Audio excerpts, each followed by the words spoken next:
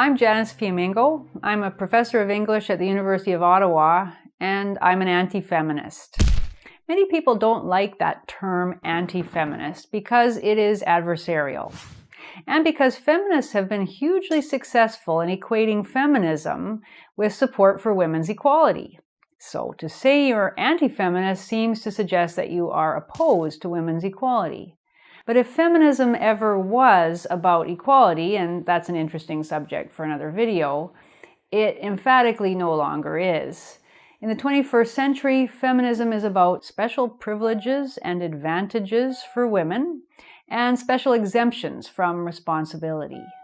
So I am happy to claim the badge of anti-feminism because I object to an ideology and a practice that sets one standard for women, supposedly because they are victims, and one harshly punitive standard for men, supposedly because they are privileged.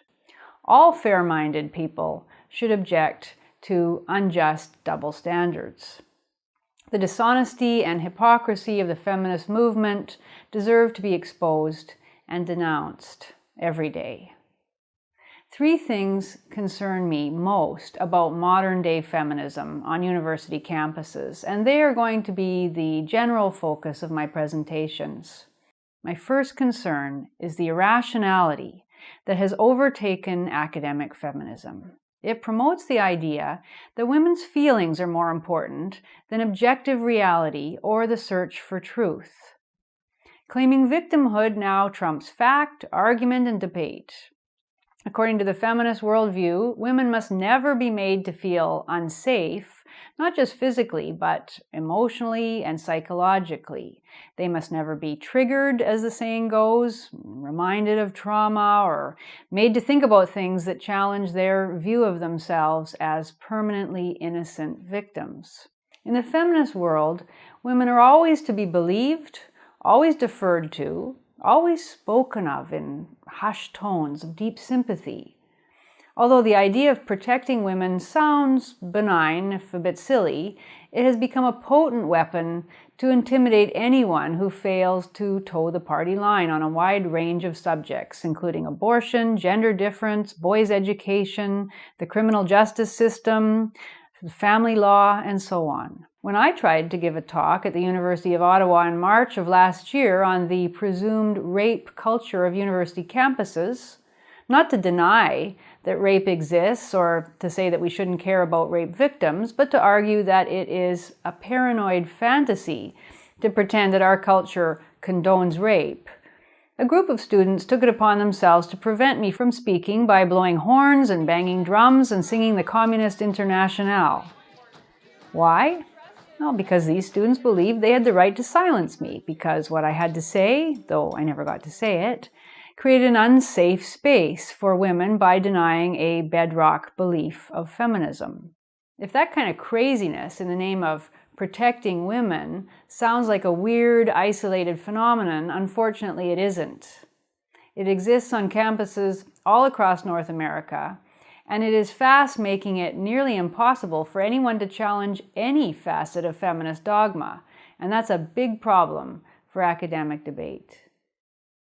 My second concern, which is related to the absurd worry about the feelings of women, is the near total disregard for the concerns and experiences of male students. Men at university are told in no uncertain terms that they are uniquely guilty, prone to violence, and responsible for war, inequality, rape, domestic violence, pedophilia, sexual harassment, heteropatriarchal capitalistic domination, and all that is wrong in society. A young man entering university today soon learns that he's a second-class citizen in terms of rights, financial aid, freedom of inquiry, and social support.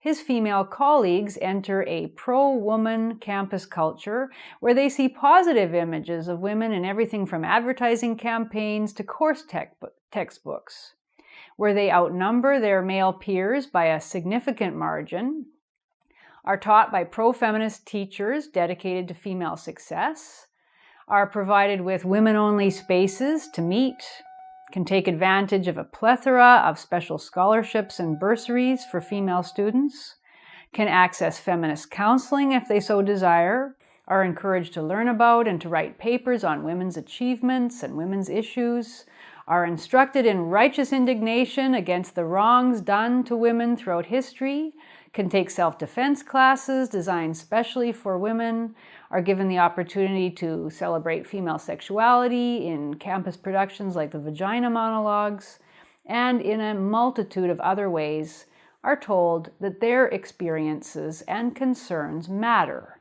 at the university. A young man, on the other hand, has a very different experience. He will likely attend a mandatory gender sensitivity and anti-violence workshop at the beginning of his first year, where he will be lectured about his propensity for sexual predation. Especially if he is studying in the humanities or social sciences, he faces the prospect of having most or even all of his classes taught from a perspective that denigrates the actions and achievements of men. Some or many of his teachers may believe that men too often dominate class discussions and should be discouraged from setting a competitive or adversarial tone. Particularly if the young man challenges the feminist party line, he will often be told that his maleness prevents him from fully understanding certain issues, or even from having the right to speak about them. Women, on the other hand, are never told that their femaleness prevents them from understanding or voicing an opinion on issues. A young man will learn that if he wants to be allowed to speak without harsh criticism, he will need to preface many of his comments with an apologetic admission of his male privilege. He will learn that there are women-only spaces where he must not intrude and female sensitivities that he must not offend. If he wishes to write a paper about men's perspectives or problems, it is unlikely that he will be encouraged to do so, or will encounter an instructor who knows anything about the topic or even believes in its legitimacy. Although men are a minority, in many of the courses at university, he will not find any special scholarships or bursaries to redress the gender imbalance. If he tries to form a men's issues club or wishes to meet with other men in a male-only space to discuss his experiences as a man, he will be told that he is a misogynist, that his very presence on campus is a threat to women, and that the final word on gender has already been determined by feminists, and that he should shut up and listen to women's accounts and demands. Hearing such a summation, you might be inclined to think that I'm exaggerating, and it is true that not every man will claim the above as his experience, but the structural inequities that I have identified are a demonstrable reality. It's not a great environment for a young man. Now, my third concern is that as a result of the oversensitivity to women's feelings and the knee-jerk hostility or at least indifference to men's, a host of asymmetrical and unjust policies and practices have been put in place on university campuses, many of which not only sideline men and restrict their right to self-expression, but actually threaten their well-being and livelihoods in profound ways. Most shockingly, perhaps, a zero-tolerance policy for what is called sexual misconduct of even very trivial kinds, like a crude Facebook post or a sexual joke, and a manic expansion of the understanding of what constitutes rape, now result in much public breastbeating about male violence and harsh retribution against individual male students. Young men who engage in what they thought was consensual sex can find themselves accused of rape because of stringent and bizarre new affirmative consent policies. Instead of letting the police and courts deal with such accusations as they should, most universities have now set up quasi-judicial panels to investigate charges of sexual assault or harassment. The panels are made up of members of the university community with no legal training. The accused is routinely denied the right to counsel, the right to know what evidence has been brought against him, the right to confront his accuser, and other fundamental legal guarantees. and the panels have serious power. Men face expulsion, a permanent blot on their academic records, an indelible stain on their reputations, and in many cases, the death of their career dreams. It's almost inconceivable that this is happening now in a culture that once prided itself on such principles as equality before the law and the presumption of innocence. In the name of making the university a safe space, we are absolving women of responsibility for their actions and severely compromising the legal rights and freedoms of men. What a far cry from the individual and sexual liberation claimed by the student radicals of the 60s.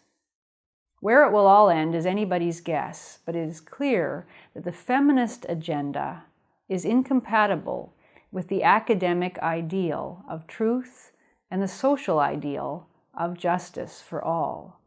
The obsession on campuses with female trauma and male aggression, the constant harping on the need to promote women, salve their wounds, and make up to them for the supposed evils of the past and present. All of these have almost nothing to do with the pursuit of knowledge and are not only a distraction from that pursuit, but are actually a serious impediment to it.